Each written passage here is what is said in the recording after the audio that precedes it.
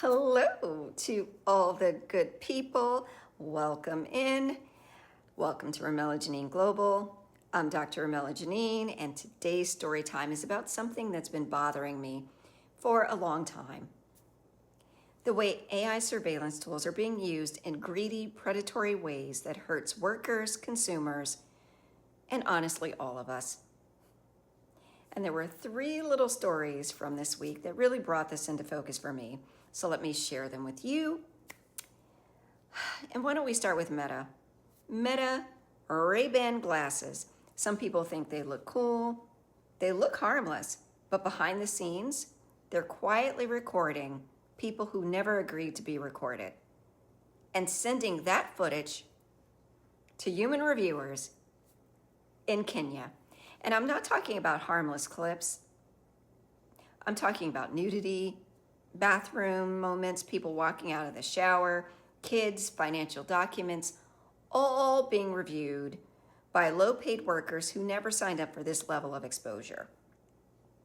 And here's the part that gets me. As someone who literally holds a US utility patent in AI, I can tell you that this level of data extraction is not a technical requirement. It is a business decision. Meta already got paid for the glasses. The product has been manufactured, shipped, and sold, but the company keeps extracting value from the glasses by your private life. And that's not innovation, that's greed. And the mental health impact is real. Consumers feel watched, bystanders feel unsafe, and the workers reviewing the footage, they're absorbing all the trauma that was never theirs to carry. Now let's talk about the second story. Something that's happening potentially in your grocery store. Digital shelf labels. They look like a simple upgrade until you realize they allow prices to change instantly. Governor Westmore of Maryland called this out when he introduced the Protection for Predatory Pricing Act, reacting to a viral video showing how these labels can shift prices in real time. And listen, the economist in me cannot let this slide. Yeah, the BA and Econ's jumping out. But because the cost to manufacture the product does not change based on who buys it, the price shouldn't either. But AI-driven pricing really lets companies, one, charge different people different prices, two, raise prices during busy hours, three, exploit neighborhoods that have fewer options, four, hide those pricing changes from consumers. This is not efficiency. This is algorithm exploitation, and it hits the same people who are already struggling with rent, transportation, childcare, and food insecurity hardest. Corporate greed is not new, but AI gives it new teeth. The third story is about the workplace. A recent study in the US on precarity and surveillance found that workers, people who are insecure in their jobs, who are worried about losing their jobs, are monitored more intensely, judged more harshly, and given less autonomy. These US workers felt this. They were not Kenyan annotators, but that's the point. AI surveillance is a global problem.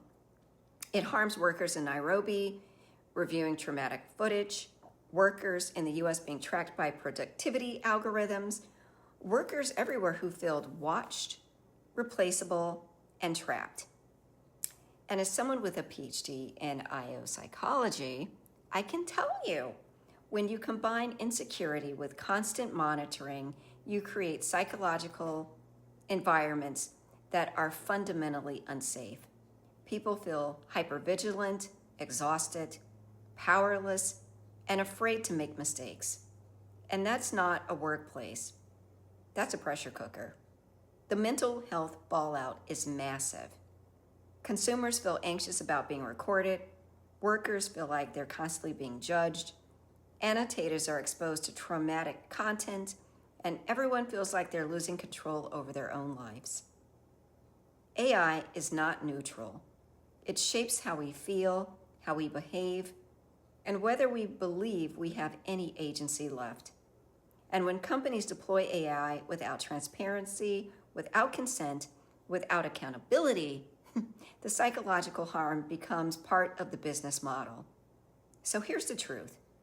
AI can serve humanity, but not when it's built on surveillance, secrecy, and exploitation. Not when companies use it to squeeze more money out of consumers, and not more labor out of workers, and not when privacy becomes a luxury and fairness becomes optional.